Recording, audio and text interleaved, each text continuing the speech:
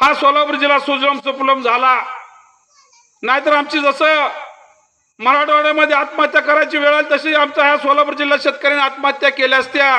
परंतु स्वर्गीय यशवंतराव चव्हाण साहेबांनी या उजनी धरणाची निर्मिती केल्यामुळं आज माझ्या शेतकऱ्याच्या शेतीला पाणी मिळालं, शेतकऱ्याच्या घरामध्ये चांगलं दिवस आलं.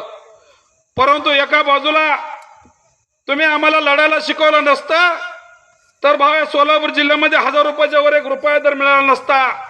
परंतु तुम्ही या ठिकाणी आला, तुम्ही कुठला पक्ष बिक्ष बघितला, आमच्यासारखे कार्यकर्ते बरोबर घेऊन इथल्या शेतकऱ्याच्या उसाला कणाकणाचा अभ्यास समजून सांगितला आणि इथले शेतकऱ्याचे पोरं लढायला तयार झाली.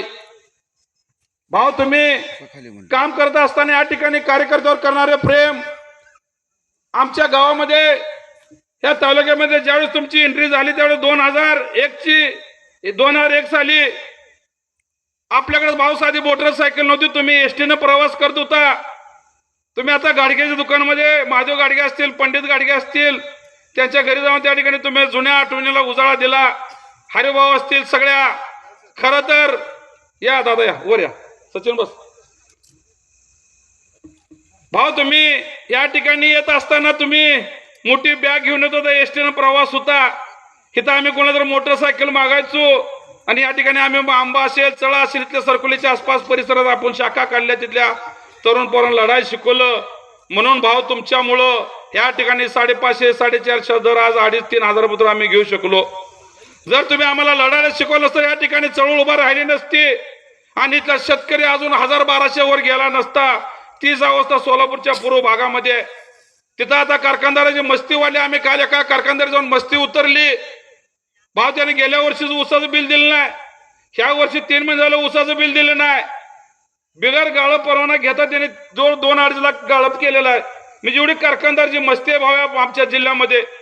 ह्या ठिकाणी ज्यावेळेस विधानसभा असतील, लोकसभा असतील, त्यावेळेस एकामेकाच्या अंगावर जायचं, एकामेकाची धुणी काढायची आणि ज्यावेळेस ऊसाचं सीझन चालू झाला की सगळ्यांनी एकत्र यायचं आणि ऊसाचा दर ठरवायचा. म्हणजे एवढी घट्ट त्याची युती झाली होती. परंतु या सगळ्या गोष्टीचा आम्ही सचिन असेल, दीपकदादा असेल, समाधान फाटे सगळेच आम्ही त्यावेळेस ताकदीनं लढलो भाऊ, म्हणून आम्हाला चांगला न्याय मिळाला. तुम्ही ह्या 3-4 वर्षामध्ये सरकुली गावावर चांगलं लक्ष दिलं. भाऊच्या माध्यमातून प्रकाश बाबर सायकल दुकानापासून भास्करापाच्या घरापर्यंत रस्ता भावने सांगितला म्हणून त्या ठिकाणी 7 लाख रुपये दिले म्हणून तो रस्ता झाला. आपल्या डीसीजी बँकेपासून अजित दुकानदार खत दुकान त्या ठिकाणी तुम्ही 10 लाख दिलं म्हणून तो रस्ता झाला. भाऊ हा रस्ता तुम्ही शिव ते खाली पोरगाव पानं तुम्ही 15 लाख दिलं म्हणून इथं कॉंक्रिटीकरण झालं, खाली खडीकरण झालं. त्यानंतर सुरेश सावळे ते टेंबी वस्ती त्या ठिकाणी तुम्ही 10 लाख रुपये दिलं.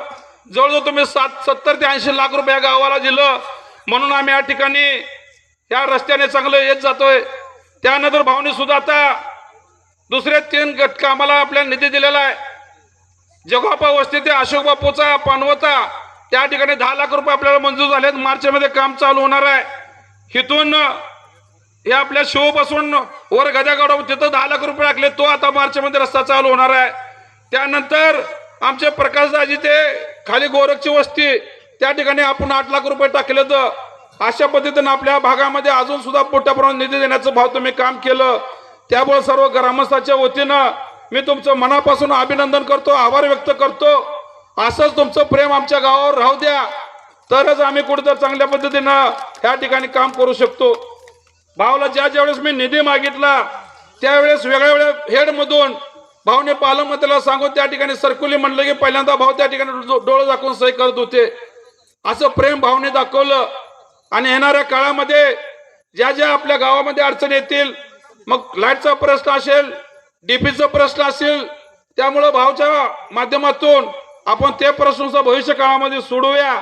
या ठिकाणी आमच्या सर्व शिलेदारांचं सत्कार करण्याची संधी आम्हाला मिळाली, त्याबद्दल सर्व शिलेदारांचं मी मनापासून अभिनंदन करतो. या ठिकाणी आता सत्कारचा कार्यक्रम होईल आणि त्यानंतर आपले 1-2 वक्ते मनोगत व्यक्त करते, त्यानंतर भाऊचं भाषण होईल आणि त्यानंतर आपण सगळ्यांनी जेवण करायचं आहे. मी या ठिकाणी सर्व आला भाऊ तुमचं मनापासून मी अभिनंदन करतो. आणि मी इथं थांबतो. जय हिंद, जय महाराष्ट्र, जय जवान, जय किसान.